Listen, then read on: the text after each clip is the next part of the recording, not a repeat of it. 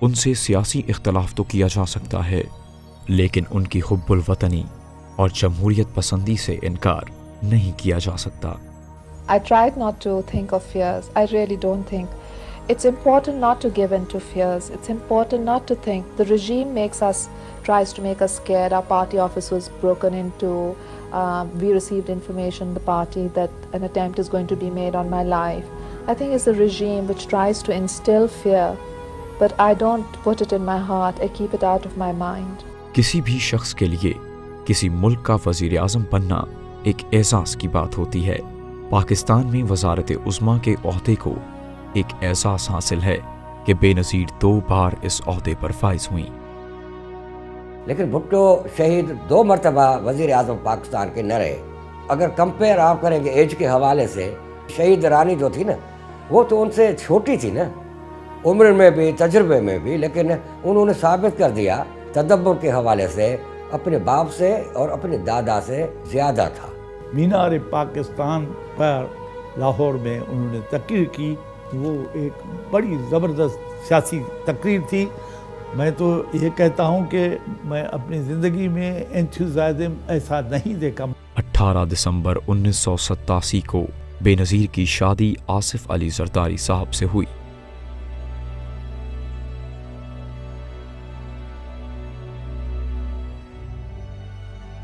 جن کا تعلق سندھ کے ایک معروف سندھی بلوچ خاندان سے ہے اور جو آج پاکستان کے صدر کی حیثیت سے ملک کے سب سے بڑے عہدے پر فائز ہیں۔ 1988 میں بے نظیر بھٹو پاکستان کی پہلی خاتون وزیر اعظم بنی اور انہیں اسلامی دنیا کی پہلی خاتون وزیر اعظم ہونے کا امتیاز بھی حاصل ہوا۔ اور اس زمانے میں بھی پوری یہ کوشش کی گئی کہ ان کو سائیڈ لائن کیا جائے، اس لیے پہلے تو یہ حربہ شروع کیا۔ اس وقت پریزیڈنٹ اسحاق خان جو تھا تو کہ انہوں نے کہا کہ یہ بھی پارٹی لیس الیکشن ہوگی۔ شی وینٹ ٹو کورٹ اور ڈکلیئر کیا کورٹ نے کہ پارٹی لیس الیکشن جو ہے اس کا کنسیپٹ ڈیموکریٹک پروسیس میں ہوتا ہی نہیں۔ 18 ماہ بعد اس وقت کے صدر غلام اسحاق خان نے ان کی حکومت کو برطرف کر دیا۔ اکتوبر 1993 میں وہ دوسری بار وزیر اعظم کے عہدے پر فائز ہوئیں۔ حقائق کے اوپر پردہ نہیں ڈالا جا سکتا۔ My father preferred to stay in Rawalpindi district jail and face the gallows and give his life. I preferred to stay in Sakhar jail without visitors, without lawyers, when the PCO was passed, because I wanted to fight for democracy against the military dictatorship imposed upon this country. I wanted to fight for the restoration of the constitution, for the rule of law, for the emancipation of the people of Pakistan. اور اس دفعہ خود انہی کی party کے ممبر جناب فاروق لغاری صاحب نے بطور صدر بے نظیر کی حکومت کا خاتمہ کیا۔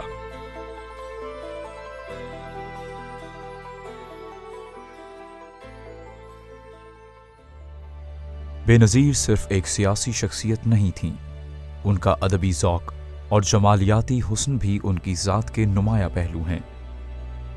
انہیں فنون لطیفہ سے بھی بہت دلچسپی تھی۔ فنون لطیفہ کی بھی وہ بہت بڑی گہرائی تک پہچان رکھتی تھی۔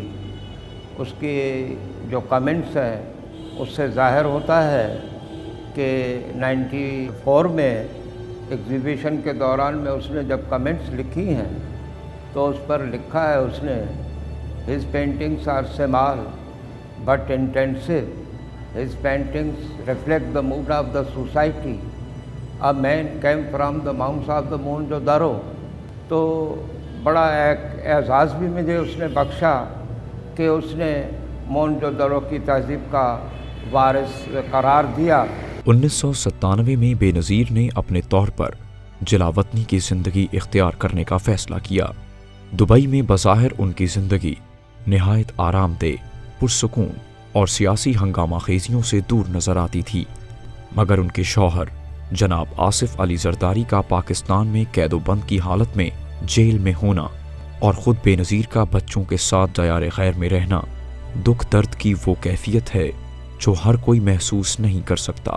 میں سمجھتا ہوں کہ اگر بے نظیر صاحبہ ادھر رہتی اور جیلوں میں ہوتی تو ان کے بچے جو تھے ان کی ایجوکیشن اور नहीं हो सकती थी। शायद कोई उस मकाम को हासिल कर सके, बैनुल अक़वामी तौर पर जो मामलों का उसको फ़हम था, जो मुल्की गहराइयों तक उसकी रसाई थी, वो शायद किसी को नसीब हो।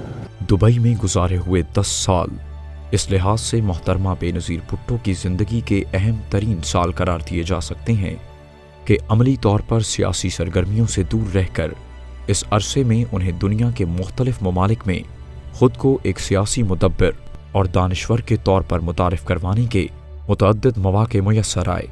यही वजह है कि जब वो 18 अक्टूबर 2007 को वतन वापस तशरीफ़ लाईं तो उनके सियासी विज़न में बहुत बुनियादी तब्दीलियाँ आ चुकी थीं। उनकी पाकिस्तान आमद के वक्त पाकिस्तान अंदरूनी और बैरूनी दोनों लिहाज से दहशतगर्दी की लपेट में आ चुका था। मुल्क को उस वक्त एक ऐसे सियासी रहनुमा की ज़रूरत थी जो वफाक की यकजहती की अलामत भी हो और जिसमें एक ही वक्त में रियासती और गरोही दोनों किस्म की दहशतगर्दी का मुकाबला करने की अहलियत और हिम्मत भी हो।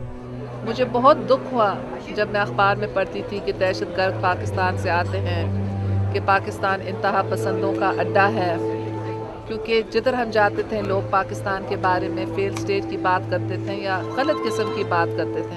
बेनज़ीर पाकिस्तान की वो वाहिद सियासी लीडर थीं जिनमें ये दोनों सिफ़ात मौजूद थी, मगर उनकी पाकिस्तान आमद के बाद जो कुछ हुआ वो सिर्फ और सिर्फ हमारी बदकिस्मती थी।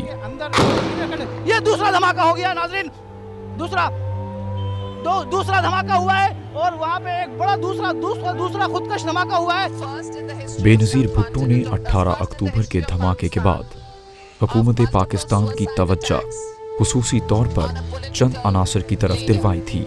And as I mentioned, no Muslim can do this, no real Muslim can do it, because it is against our religion to kill women, and no real Muslim can do it because it is against our religion to kill innocent people.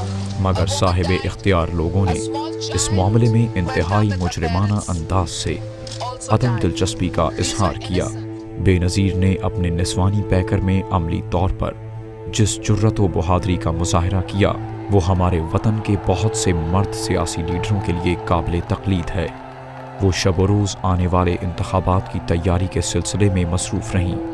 जो भी उनके programme थे, जो उनके जलसे थे, उनकी ये तस्वीरें भी की। ये उनकी शहादत से कुछ दिन पहले की है 22 दिसंबर की, जब वो गरीब खुदा बख्श भुट्टो में अपने आबाई कब्रस्तान में उधर वालिद साहब के जो उसमें मज़ार पे आई थी, तो दीगर जो उनके रिश्तेदार थे उनकी जो कब्रें थी उन पर भी गई थी, घूमी थी। उनमें से एक उनके रिश्तेदार की बीवी की जो थी अजीज़ की कब्र थी, उस पर उसका ये विज़िट कर रही थी। और इस दौरान भी उन्होंने अपने शहीद वालिद से राब्ता बरकरार रखा। ये मोहतरमा उधर भुट्टो साहब की मज़ार के बराबर में जहाँ पर अभी बीबी दफन है, उस जगह पर बैठी हुई हैं बीबी, ये कुरान ख़वानी कर रही हैं, कुरान मजीद की तलावत कर रही हैं। और इधर ही बीबी ने कहा था कि अगर मैं जब हो जाऊँ तो मुझे इसी जगह पर आपने दफनाना है। उसी जगह पर बैठी हुई हैं और ये तलावत कर रही हैं कुरान मजीद की।